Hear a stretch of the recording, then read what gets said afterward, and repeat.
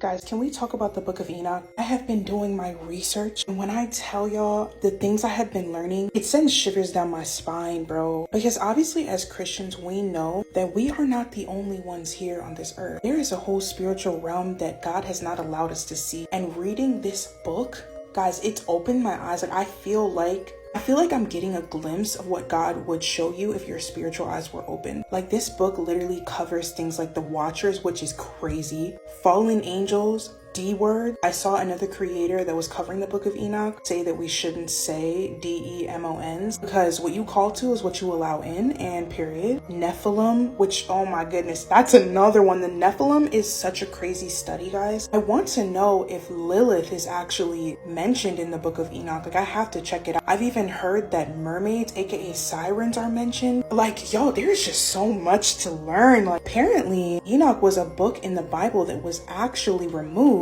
and written by Enoch himself, who, if you guys don't know, is a biblical figure, and he's considered to be one of the first prophets and also one of the only two people in the Bible that was chosen by God to escape death. If you want another video about Enoch and everything that he's got going on, I can do that for y'all. To give y'all a little taste, let's talk about the Watchers and the Nephilim. The tea on the Watchers is God sent 200 angels down to watch over mankind. And during this time, some of these angels broke off and decided to have relations with human women, therefore making the Nephilim, who were a hybrid species of angels and humans that grew to be 450 feet tall plus, which might I add, some people think that Goliath, the giant that David battled in the Bible, is a direct descendant of these Nephilim. Anyway, so once the Nephilim came into play, they literally began eating and drinking all of the resources that man had on the earth, to the point where there was absolutely no way that humankind could survive. And when they ran out of those resources, they started to consume each other and drink each other's blood.